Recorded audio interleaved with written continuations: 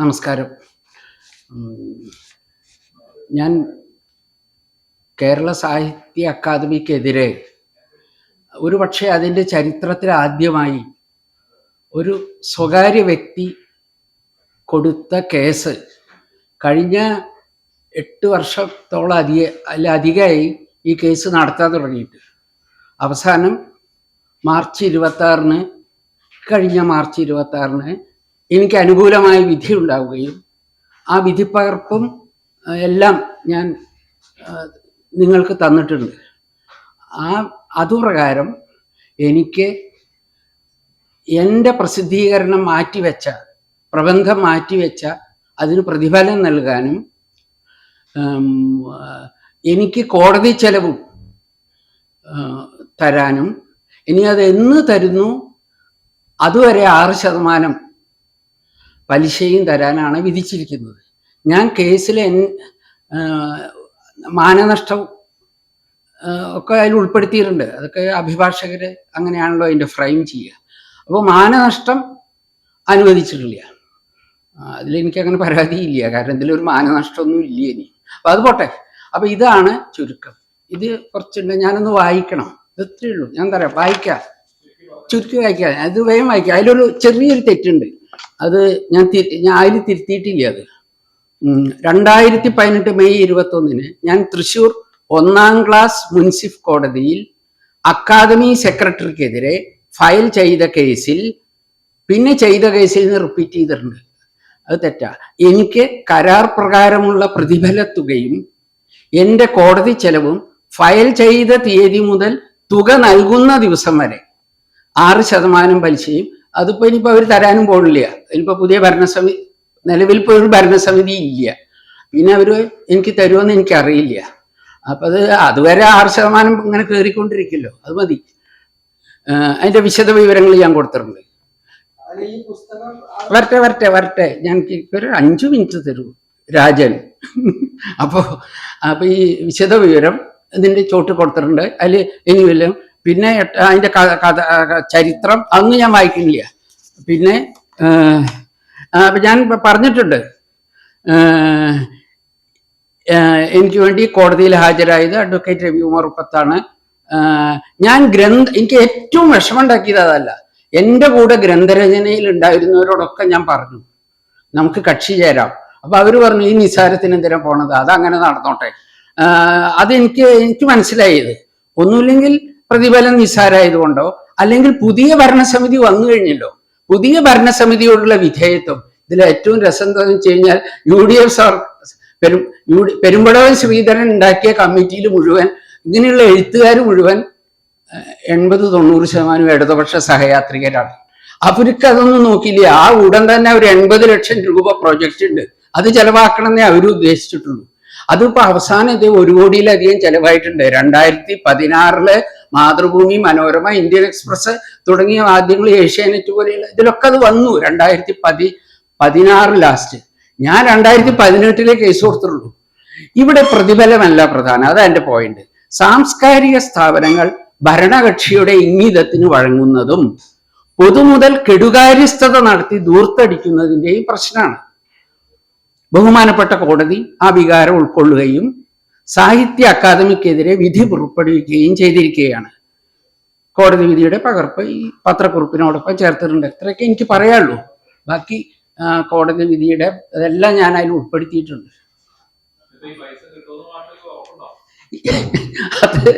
അത് ഇപ്പൊ അവിടെ അവർക്ക് ശമ്പളം തന്നെ കൊടുക്കാൻ ബുദ്ധിമുട്ടാന്നാണ് പത്രങ്ങളിൽ നിന്ന് അറിഞ്ഞത്.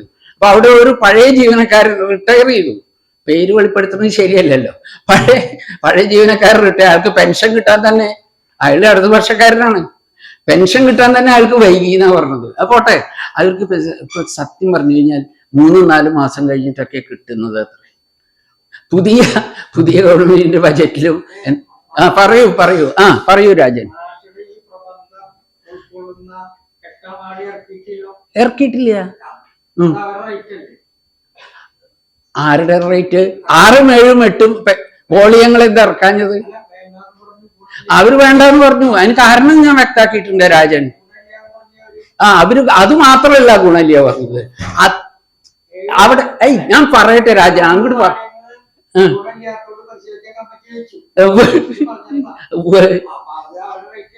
ഞാൻ പറയട്ടെ പറയട്ടെ പുതിയ ഭരണസമിതി ചാർജ് എടുത്തത് 2016.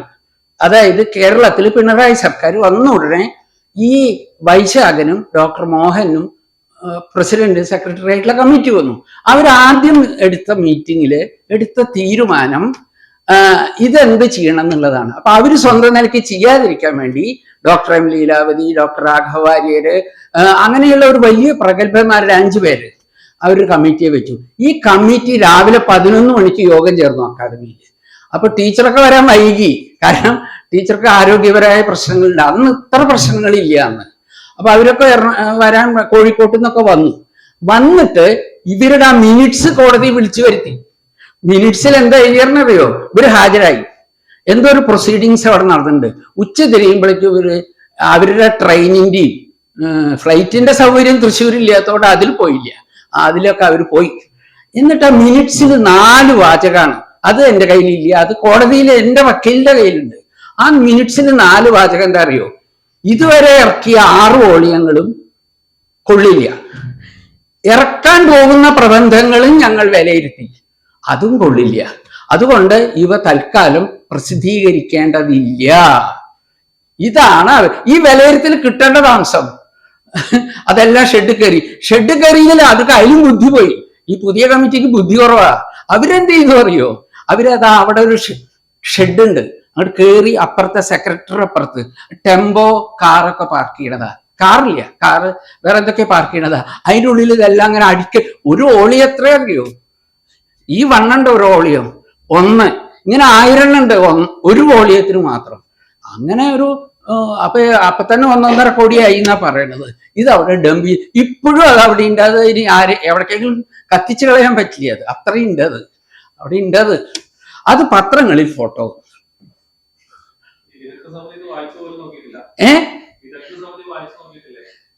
വിദഗ്ധ സമിതി നിങ്ങൾ പറയൂ. നിങ്ങൾക്ക് 6 ഓളിയോ പിന്നെ 3 ഓളിയങ്ങൾക്കുള്ള പ്രബന്ധം തന്നാൽ നിങ്ങൾ 11 മണിക്ക് മീറ്റിംഗ് കൂടി ഉച്ചയാകുമ്പോഴേക്കും വായിച്ചു നോക്കണമെങ്കിൽ നിങ്ങൾക്ക്, നമ്മൾ ഈശ്വര വിശ്വാസിയാണെങ്കിൽ സാക്ഷാൽ ദൈവത്തിന് പോലും പറ്റില്ല കേട്ടോ. അത് പറ്റില്ല എന്നാണ് എൻ്റെ വിശ്വാസം. അവർക്ക് പറ്റിയായിരിക്കും. അവർ അതിപ്രഗത്ഭന്മാരായ ഭാഷ. എനിക്ക് സത്യം പറഞ്ഞാൽ ലീലാവതി ടീച്ചറൊക്കെ ഒരു ബഹുമാനമായിരുന്നു. പക്ഷെ അവരെ പറഞ്ഞിട്ട് കാര്യമില്ല. അങ്ങനെയാണ് ആ കണ്ടീഷനിലൊക്കെ ആയിരിക്കും അത് അവിടെ.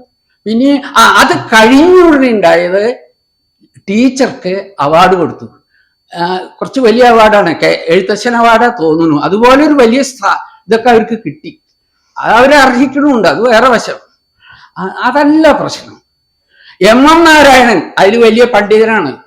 എം നാരായണൻ SFIയുടെ സംസ്ഥാന സെക്രട്ടറിയും പട്ടാമ്പിക്കാരനും പട്ടാമ്പി കോളേജിൽ പഠിച്ചിരുന്ന ആളും നല്ല മനക്കിലെ തിരുമേനിയും ഒക്കെയാണ് ഈ എം നാരായണൻ. എം നാരായണനെ ആൾ നന്നായി പ്രസംഗിക്കും. എം നാരായണനെ എനിക്ക് പേഴ്സണലി അറിയാം. അപ്പൊ അയാളാണ് ഒരു വിദഗ്ധൻ. പിന്നെ കേരളവർമ്മ കോളേജിൽ വാല്യൂഷൻ ക്യാമ്പിന് മലയാളത്തിന്റെ വരാറുമുണ്ട്. നാരായണനായിട്ട് വ്യക്തിപരമായിട്ട് നല്ല ബന്ധമുണ്ട്. നാരായണൻ എന്നെ ടാർഗറ്റ് ചെയ്തിട്ടൊന്നുമില്ലേ. ഞാൻ ഇതിലൊരു സത്യം പറഞ്ഞു കഴിഞ്ഞാൽ എന്നെ ആരും ടാർഗറ്റ് ചെയ്തിട്ടില്ല. മനസ്സിലായോ?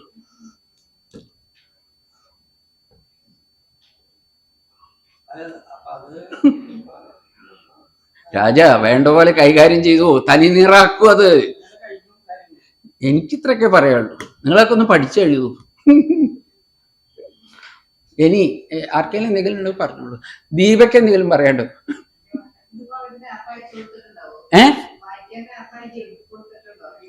ഏത്? അല്ല, ദീപ കേരളവർമ്മയിൽ MAക്ക് പഠിച്ചതാണ്, എൻ്റെ സ്റ്റുഡൻ്റ് ആണ്. ദീപയ്ക്ക് അറിയാം അതിങ്ങനെ ഈ സമയം കൊണ്ട് അത് വായിച്ചു തീരില്ല. അത് ഞാൻ എന്താ പറഞ്ഞത്, ഈ 2-3 മണിക്കൂർ ഇരുന്ന വായിക്കുന്ന ഞാൻ എന്താ പറയണത്. പിന്നെ മനോരമയിലത്തെ പുതിയ കുട്ടി ഇന്ന് ഞാൻ പരിചയപ്പെട്ടു. അവർക്ക് അതൊക്കെ വായിക്കാൻ പറ്റുമെങ്കിൽ വായിക്കാം. അക്കാദമി അച്ചടിച്ചത് അവിടെ കിടക്കേണ്ടത്. അതിനി ആരെങ്കിലും ഒക്കെ പൊക്കിക്കൊണ്ടുപോയോന്ന് അറിയില്ല. ഈ ഇതില്ലേ ചപ്പചവറ് ഒക്കെ പൊക്കിക്കൊണ്ടുപോകണതില്ലേ, അവർക്ക് അതിൽ വലിയ താല്പര്യം ഉണ്ടാവില്ല. ഇത് അവരുടെ ചാക്കിൽ കുത്തി നിറയ്ക്കാനൊക്കെ ബുദ്ധിമുട്ട്. അവരുടെ തീരുമാനം കൊള്ളില്ല എന്നാ. ഒരു 1.5 കോടി രൂപ ഇനി ആ പണം പോയി. അവർക്ക് ശമ്പളം കൊടുക്കാനില്ലാണ്ടേ വട്ടത്തിരിക്കുന്നത്. ഇതാണ് കെടുകാര്യസ്ഥത എന്നുള്ള ഒരൊറ്റ വാക്കിൽ ഞാൻ ഒതുക്കിയിറങ്ങുന്നത്. മനസ്സിലായി? അവര് പോയി ആകം. പിന്നെ ഏറ്റവും രസം, ഞാൻ ക്രോസ് ചെയ്തു, എന്നെ 2 പ്രാവശ്യം കോടതി ക്രോസ് ചെയ്തു. ഞാൻ സെക്രട്ടറിന്ന് ഹാജരായതേ ഇല്ല. അതാണ് അവർക്ക് പറ്റിയ പരാജയം. ഒരു സെക്രട്ടറി മാത്രം, അവസാനമുള്ള സെക്രട്ടറി അബൂബക്കർ, അദ്ദേഹം ദേശാഭിമാനിയുടെ എഡിറ്റർ ആയിരുന്നു. അപ്പൊ ഞാൻ പുറത്തു നോക്കിയപ്പോൾ അങ്ങനെ മുമ്പ് പരിചയമുണ്ട്, എങ്ങനെയോ പരിചയമുണ്ട്. ഞങ്ങൾ പുറത്തുനിന്ന് സൗഹൃദത്തിൽ സംസാരിച്ചു. ഞാനാണ് വാദിന്ന് അങ്ങേരൊക്കെ അപ്പൊ മനസ്സിലായില്ല. അങ്ങനെ കോടതി ചെന്നു. ഞങ്ങൾ എൻ്റെ വക്കീൽ അങ്ങേരെ ക്രോസ് ചെയ്തു. അങ്ങേരെ ക്രോസ് ചെയ്തപ്പോൾ അങ്ങേരൊക്കെ ആകെ പറയാണ്ടായിരുന്നു എന്തറിയോ, ഞാനുള്ള കാലത്തല്ല അത് നടന്നത്, ഞാൻ ഇപ്പോഴേ സെക്രട്ടറി ആയിട്ടുള്ളൂ, എന്തൊക്കെയാണ് നടന്നതെന്ന് എനിക്ക് പഠിക്കേണ്ടിയിരിക്കണു പറഞ്ഞു. പഠിച്ചിട്ടുണ്ടാവും. അപ്പോഴേക്കും അങ്ങേര് പോയി. അങ്ങേര് എന്നോട് അപ്ലൈ പറഞ്ഞു. കോഴിക്കോട് അടുത്താണ് അങ്ങേരുടെ വീട്. അങ്ങേര് സുവോളജി ബോട്ടണി റിട്ടയർഡ് അധ്യാപകനാണ്, ദേശാഭിമാനി പത്രത്തിന്റെ എഡിറ്ററാണ്. അതൊക്കെ പോട്ടെ, അതൊക്കെ അങ്ങനെയാണല്ലോ ചെയ്യുക. ഇപ്പൊ പുതിയ ഗവൺമെന്റ് വന്നാൽ അവർക്ക്, പുതിയ ഗവൺമെന്റിന് ഏറ്റവും വലിയ പ്രശ്നം എന്താ അറിയോ, ഇനി അക്കാദമി ഫോം ചെയ്യാൻ കഴിഞ്ഞിട്ടില്ല. ഒരുപാട് ഭൈമീകാമുകരുണ്ട് ഇപ്പൊ. മനസ്സിലായോ? അതവരെന്തോ ചെയ്യാതിരിക്കുകയും ചെയ്തു. ഞാൻ ഇത് അവർ പൈസ തന്നാൽ ഞാൻ പെട്ടെന്നൊന്നും ചോദിക്കില്ല. കാരണം എനിക്ക് എത്രത്തോളം പലിശ കിട്ടണോ അത്രത്തോളം പലിശ പോന്നോട്ടെ, അത് അവിടെ നടന്നോട്ടെ. അവര് അപ്പീലിന് പോകും ചിലപ്പോ. അത് വക്കീലിനെ കൊടുത്ത് കോടതിയിലുണ്ട്. എന്റെ കയ്യിലൊന്നും ഇല്ല ഇപ്പൊ ഈ അറിവല്ല. ഞാൻ എന്തിനാ കൊണ്ടു കിടക്കുന്നത്? ഞാൻ ഇപ്പൊ വേണമെങ്കിൽ ഒരു 2 ആഴ്ചക്കുള്ളിൽ ഒന്നും കൂടി എടുത്ത് എഴുതി തരാം. അതിന്റെ മെറ്റീരിയലൊക്കെ കയ്യിലുണ്ട്. അന്നൊരു പ്രശ്നം. വേണ്ട വേറെ പുസ്തകങ്ങളുണ്ട്. കറണ്ട് ബുക്സ് ഇറക്കിയിട്ടുണ്ട് കുറച്ച്. അത് വേണ്ട, അതൊക്കെ ആര് ഇനി പുസ്തകമാക്കണം? പുസ്തകത്തിനുള്ള വകുപ്പൊന്നുമില്ല. 5 DTP പേജ്, ആകെ 5 ഉള്ളൂ. ഒരു DTP പേജിന് 500 റുപ്യ കിട്ടാൻ പോകും. സഞ്ചാര സാഹിത്യ മലയാളത്തിൽ നിന്നുള്ള വോളിയത്തില് സ്വാതന്ത്ര്യത്തിനു മുമ്പ് നടന്ന കപ്പൽ യാത്രകൾ മലയാളിയുടെ, അത് തോമാ കത്തനാര് റോമിൽ പോയത് മുതൽ, അത് 15-ാം നൂറ്റാണ്ടിലാണ്.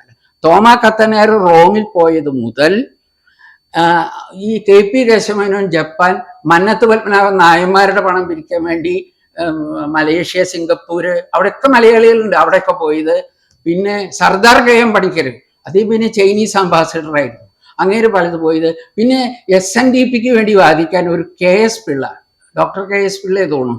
അതില് ലണ്ടൻ, അന്ന് ബ്രിട്ടീഷ് കാലഘട്ടത്തിൽ ലോകത്തിന്റെ സുപ്രീം കോടതി, നമ്മൾ ഡൽഹിയിലൊന്നും സുപ്രീം കോടതിയല്ല, ലണ്ടനിലാണ് സുപ്രീം കോടതി ഉണ്ടായിരുന്നത്. അവിടെ വാദിക്കുന്ന അഭിഭാഷകനായിരുന്നു പിള്ള. അപ്പോൾ SNDP സംസ്ഥാന സെക്രട്ടറി, AICCയിലൊക്കെ പങ്കെടുത്ത ഒരാളുണ്ട്, വൈക്കം സത്യാഗ്രഹം അങ്ങനെയൊക്കെ വേണമെന്നൊക്കെ പറഞ്ഞിട്ട് ഗാന്ധിയെ പങ്കെടുപ്പിച്ചൊരു കക്ഷിയുണ്ട്. അങ്ങേര് KS പിള്ളയോടാ പറഞ്ഞത് ലണ്ടനിൽ വാദിക്കാൻ. KS Pillai as an advocate അത് അവിടെ വാദിച്ചു. അത് വളരെ സീരിയസ് ആയിട്ട് ഗവൺമെന്റ് എടുത്തു. അപ്പൊ ഇവിടെ കാസ്റ്റ് ഒരു പ്രധാന ഘടകമാണെന്ന് മനസ്സിലായി. അങ്ങനെയാണ് ഇത് സ്പ്ലിറ്റ് ചെയ്യാൻ അബേക്കറെയൊക്കെ പൊക്കിക്കൊണ്ടിരുന്നത്. കാസ്റ്റ് വെച്ചിട്ട് തകർക്കുക എന്നുള്ളൊരു ലൈൻ ഉണ്ടായിരുന്നു. അതൊക്കെ ബ്രിട്ടീഷുകാരുടെ അഡ്മിനിസ്ട്രേറ്റീവ് സെൻസ് നമുക്ക് കുറെ പഠിക്കാനുണ്ട്. അതൊക്കെയാണ് എനിക്ക് പ്രത്യേകിച്ച് പറയാനുള്ളൂ. ചോദിക്കാച്ച എന്ത് വേണമെങ്കിൽ ചോദിക്കാൻ. ഷൊർണൂർ പ്രതിയാണ് പാവാപ്പിളയ്ക്ക് 1 കൊല്ലം അൽഷിമേഷ് ആയിട്ട് കിടക്കും. അവരെന്താ, അവരെയൊക്കെ ഞാൻ പ്രതികളാക്കിയിട്ടുണ്ടായില്ലേ, അവരൊന്നും വന്നില്ല. അവർക്ക് ഇതുകൊണ്ട് കാര്യമില്ല അവർക്ക്. എനിക്ക് ഷൊർണൂർ കാർത്തികൻ കാരനാണ് കേട്ടോ എന്നെ കമ്മിറ്റിയിലെടുത്തത്. ഇല്ലെങ്കിൽ ഈ അറിയപ്പെടുന്ന പിന്തിരിപ്പനായ എന്നെ ആരെങ്കിലും കമ്മിറ്റിയിലെടുക്കും. അപ്പോ അതുകൊണ്ടാണ്, അതൊക്കെയാണ്